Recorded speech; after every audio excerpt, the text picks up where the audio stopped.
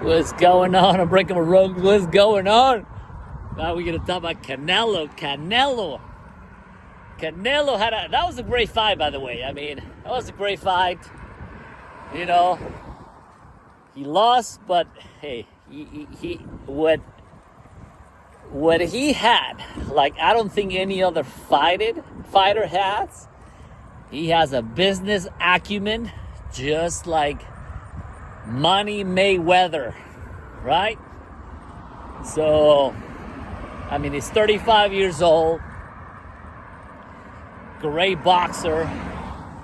I mean, the dude has quite a few years left. I think he's preparing for he's 35 and he can have another good 5 years, you know? You never know. But what he has, he knows. I believe he had a little feud with Jake Paul because Jake Paul wanted to fight him. Because at the end of the day, it's all about marketing. It's a spectacle, right? If you remember the Roman gladiators, that was a spectacle, right? At the end of the day, it's all about marketing. That's why the UFC are super successful. Because Dana White brings the spectacle. They understand business. They understand, like, hey, cannot blame Canelo to get a nice paycheck regardless of the W or the L. In this case, he lost the fight. Believe me, he's gonna make sure he wins the next time, right? He fought a guy that, you know, he's a guy that has been training southpaw, which is you can be a lefty and a righty and change in a fraction of a second, and those fighters are like, it's almost impossible to beat those guys because they can change hands so quickly. And if you don't train like he trained, it's very, very hard to beat those people, those fighters. But hey, Canelo did what he had to do, and he got, you know, he's building his brand. He's 35 years old. He's a millionaire, and you know, he's not a stupid. He's a very smart dude. Plus, I mean, he's a good-looking dude, and you know, takes care of his family, and he puts great shows, man, and he fights. So even Julio Cesar Chavez, which is one of the best, probably 5 fighters in the history of Mexican fighters, and Canelo is you know, is in the top 5, you know, but especially in the weight class, right?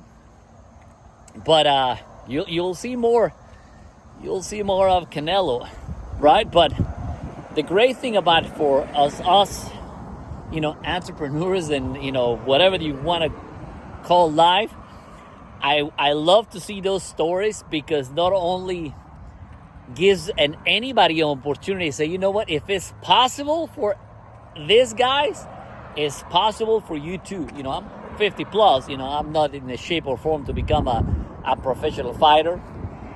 I've been training box for a little bit, and I tell you, I respect the sport because it is, you know, to be standing up, not only on the ring, on just hitting the darn heavy bag, you know, for 10 minutes. These guys that train for hours. I mean, it's pretty remarkable, regardless if you're a guy or a man or a woman, or some sort of martial arts. It is dedication. It is a very, very tough sport.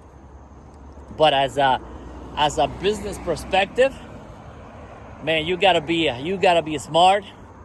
Remember, you know, Don King back in the 80s, 90s. Where's the guy? You know, I think the golden boy Julio Cesar, Oscar de la Hoya, want to kind of be, you know, but I don't think, you know, he has the resources as the Riyadh guy, you know, as these guys have this, but they understand business relationships, and they're here to make money, but also to bring a spectacle. And So good, man. So good. That's why when I see it and hear those stories, it's like, for me, go back to the basics. I'm constantly training. I'm in my lunchtime. I'm putting my miles, and probably go back to the gym and tomorrow do my wake up early in the morning and keep at it. Keep having that sense of we're not done yet, and especially if you're Canelo, he's like, and all these people, they're there to win. So they're not, so I want to know. There's people that they're fight to win. So he probably is like, probably go back into the training mode and say, okay, my next fight is whatever I got to be better prepared. And I can tell you, like, the next fight, y'all better watch out, because Canelo's coming. Canelo doesn't like to lose. And, I don't think there's any boxer that like to lose, especially, my big fan, the Mayweathers, the Tysons. These guys were to win. So, you don't want to fuck with these people, right?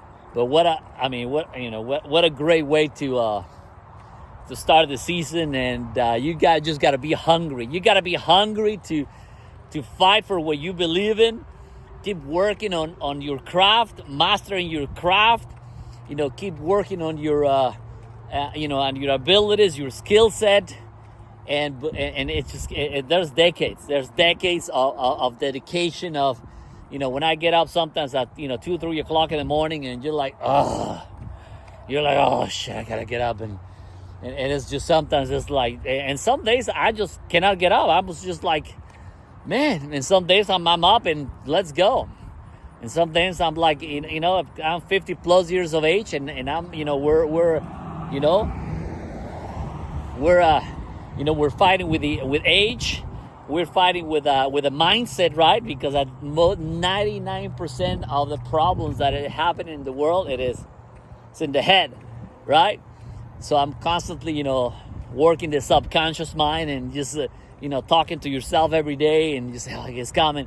I'm gonna do it. We're gonna do this.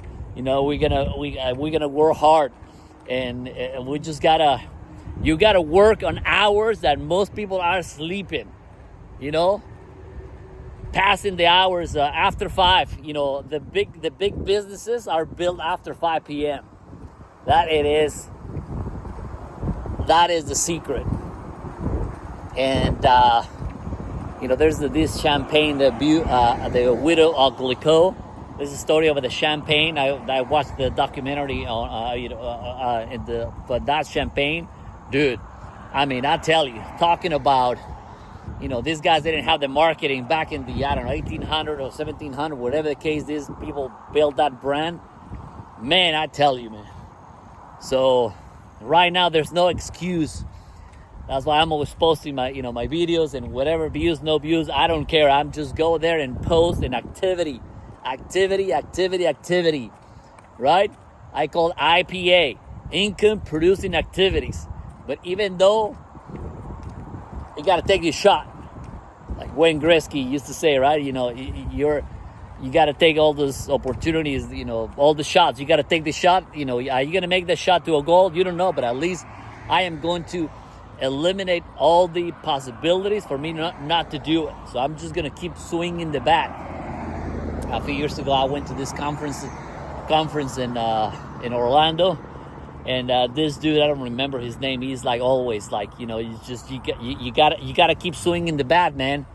And we gotta keep swinging the bat, and swing the bat, because eventually you're gonna hit the bloody fucking home run. Have a good afternoon. That's right, fellas. Hit the subscribe button. Subscribe, and have a great week, man. Have a great week. It's only fucking Tuesday, but that's all right. Gotta do what you gotta do in order to do what we wanted to do. That's the reality. We gotta do what we gotta do in order for us what we want to do. So we gotta keep pushing forward, and gotta keep moving forward.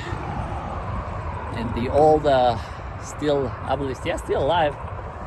One of my training when I used to be in a company. used to say, A.L. Williams used to say, all you can do is all you can do. Because all you can do is enough. It's all you can do is all you can do. And that, A.L. Williams say, well, coach, I want to be the best. I want to be the best I can be. And what do? I just do it. Hi. So coach, I want to do it. Well, coach, what? So after I do it, what I'm going to do? Well, you keep doing it, right? So there's no end. So coach, I'm going to be the best I can. Yeah, great. Just do it. Coach, I'm going to be the top salesman in the world. What do I need to do? Just do it. And I say, just do it and do it and do it until the gym gets done. And after you do it, what do? You do it again, right? So there's no end game for that. The A.L. Williams, man, super sharp coach and trainer, built a multi-billion-dollar company with those verses. All you can do is all you can do. Because all you can do is enough. Then all you can do. It's all you can do. The story is, do it. Do it. Have a good afternoon. Hit the subscribe button. I'll talk to you guys later. Let me go back to work, baby. Let's go.